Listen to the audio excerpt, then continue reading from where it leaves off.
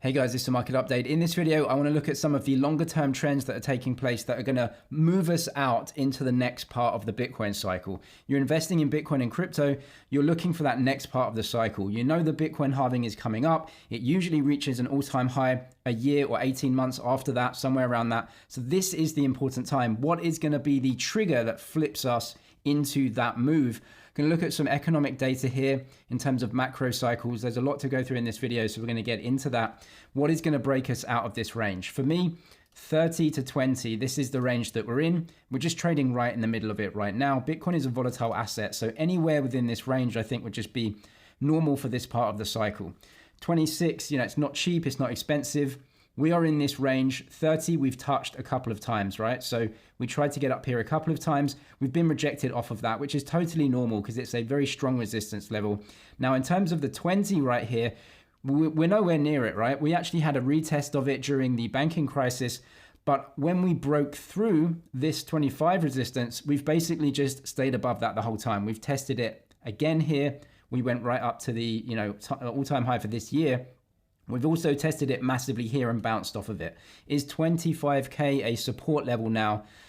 It depends on some other factors. We can't determine that over the next few weeks, but this is the price level that we're in, and we're not going to break out of this until a real flip occurs, and you need some real data to make that flip occur, where the market just confidently says, we are not in this part of the cycle anymore. What I'm talking about is the contractionary part or the accumulation part before an expansion. So I want to go through where we are in that cycle in terms of rate hikes and everything in this video. If you are a trader, make sure to get a deposit bonus on Bybit. Come and trade with me on there. Just link in description, up to 30,000 as a deposit and trading bonus. Click the link to find out the details. I want to go through some macroeconomic data. Bitcoin is a macro asset and Bitcoin is going to lead crypto. So if you're invested in Bitcoin, Ethereum, other cryptos, Bitcoin's probably going to lead. And then as we know, towards the end of a bull market, that's when crypto is really going to outperform as well.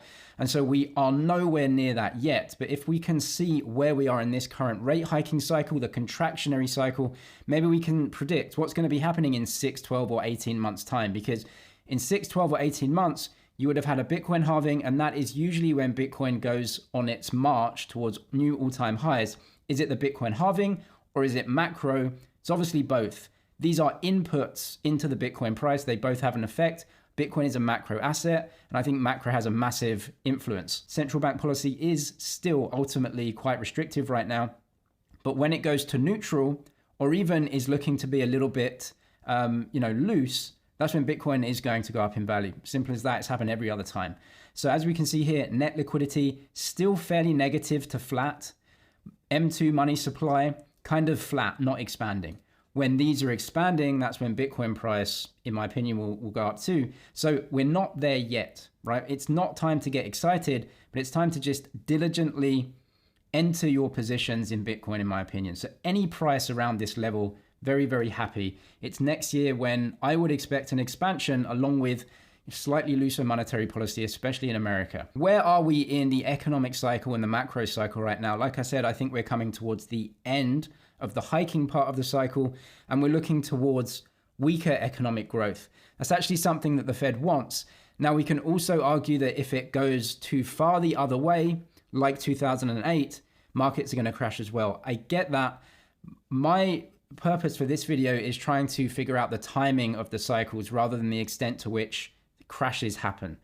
If a crash happens, I think we can be fairly confident that the Fed is going to step in with even more monetary stimulus. That's what they've been doing for over a decade, right? So they're going to be doing that again. So if there is a crash, they come in with more economic stimulus. However, if we just go through a normal recession, then we are going towards some sort of normality where, some easing of conditions occurs. So where are we in that cycle? Peaks in home sales warn job market weakness. So what we can see here is that there has been a peak in home sales, and this is usually a leading indicator of some uptick in unemployment. So you have unemployment rate in blue, and we have existing home sales in black. You can see that the black right here is a leading indicator to unemployment. So as new home sales comes down, unemployment ticks up. Now we are seeing that right here, new home sales down. Housing market is fairly weak right now, weaker than it has been, and unemployment is yet to tick up.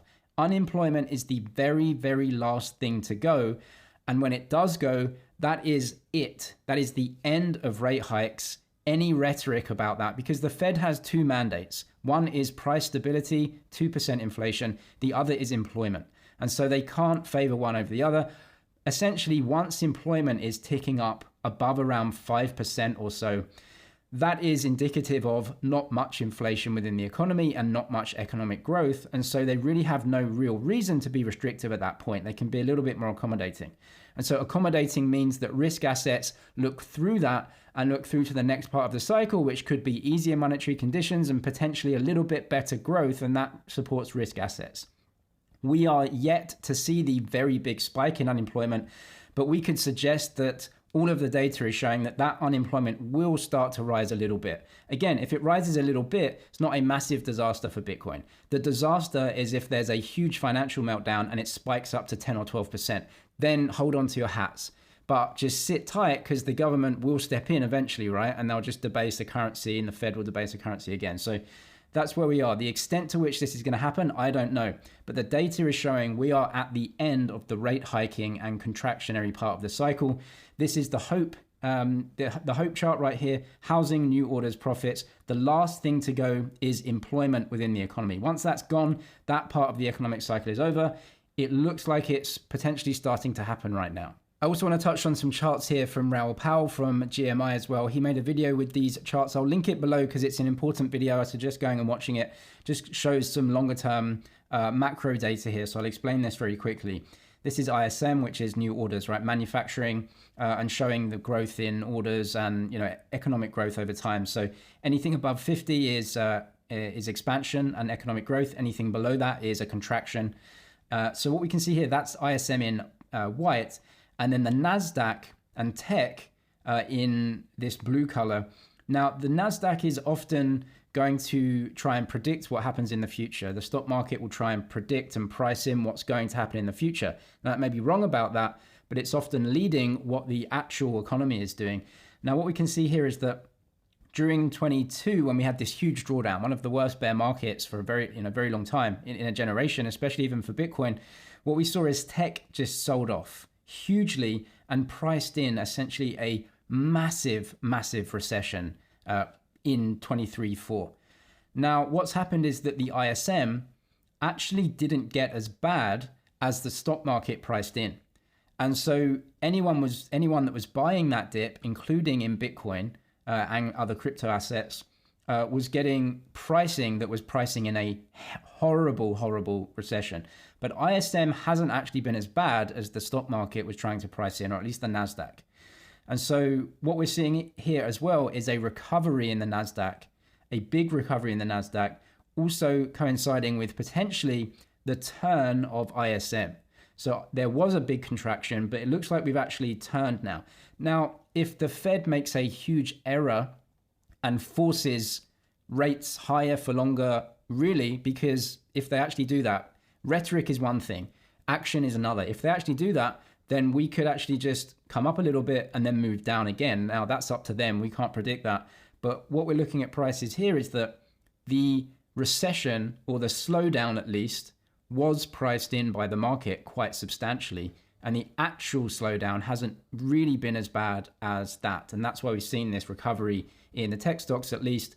And, you know, Bitcoin up, 60, 70% this year, almost 100% from the low to the high. Now, a lot of people are saying inflation is going to reflect back up again. Oil is going up. I don't personally believe that, mainly because if you look at how the Fed actually manages inflation and looks at inflation, they strip out a lot of the CPI. They're looking at core inflation. What they really mean is people's wages. They want more people to become unemployed, and that sorts inflation out. Oil prices going up just makes oil and gas more expensive, and so people paying for that have less money to spend elsewhere in the economy. And so I don't see it as massively inflationary. In any case, rent, housing, and cars themselves are about 60% of the CPI. And so I don't see it having a massive effect on inflation generally. One of the biggest things that is going to have an effect on inflation is how they measure rental and pricing inflation, because this is probably the most lagging indicator within the CPI. And you can see right here, the Case-Shiller National Home Price Index has fallen off a cliff. And it's very, very indicative of CPI in terms of the shelter aspect of CPI over time. It was lagging, as you can see here, so we moved up, and then we're just going to be moving down. So that's a very large part of CPI, and so that's going to continue to reduce CPI over the next 6 to even 12 months. You can see CPI, all items less shelter, is actually at 1% right now. So we are at 1% inflation, which is below the Fed's target of 2%. So there you go. CPI, or the shelter aspects of CPI, should be coming down over the next 12 months significantly. And all other items, ex shelter, are already at only 1%. So is inflation a big problem over time? It doesn't seem like it. The only thing to look at this part of the cycle is unemployment. Everything else is irrelevant. Everything else is done. It's just unemployment. The Fed is only going to change once unemployment ticks up. They have two mandates. One is price stability and one is unemployment. Price stability is being worked on, and inflation probably won't be very high if unemployment ticks up. In any case, the Fed is always done when unemployment ticks up from the lows significantly, maybe 0.5% or 1%, something like that. And we aren't there yet. And so unemployment is ticking up. You can see it rose to 3.8% in August from 3.5% in July. This is historically extremely low, though, as you can see.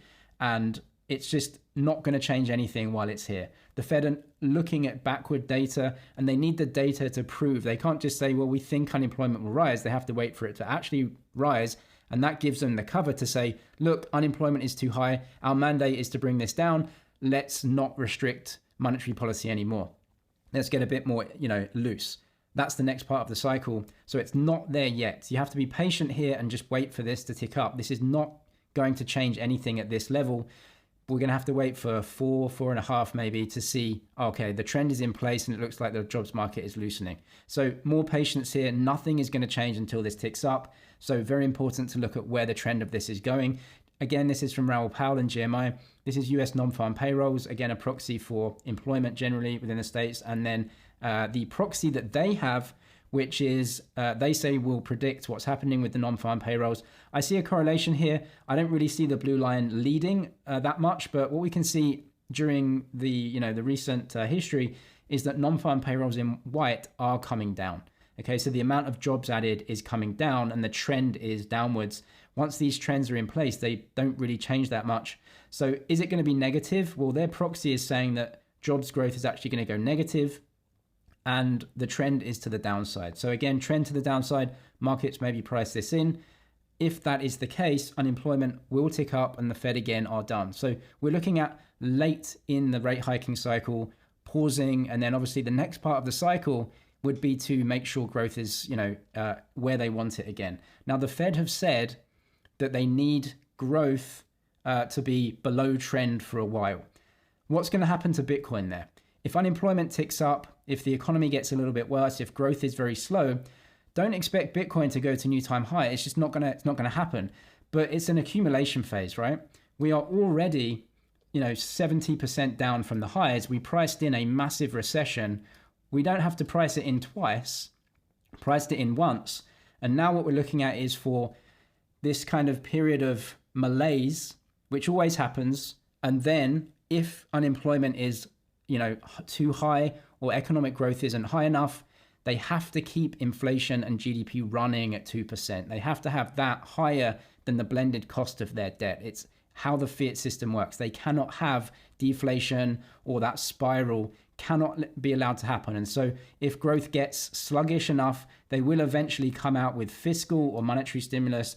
And that's where Bitcoin shines. It just looks like the timing of this is going to happen once again after the Bitcoin halving in 24 and 25. That's the outlook I have for this next part of the Bitcoin cycle. If you're a trader or investor, check out Bybit. You can trade there with a deposit bonus up to 30K. Trade on the spot market as well there. Check the link in the description for that. If you want more on this and my strategy for the next 12 to 18 months, I updated the Crypto Investor course with a bunch of my strategy videos. You can see my portfolio and everything there as well, and come and chat with me in the private Discord group. So I'll link the Crypto Investor course down in the description. I'm James, it's MoneyZG. Cheers for watching, and I'll see you in the next one.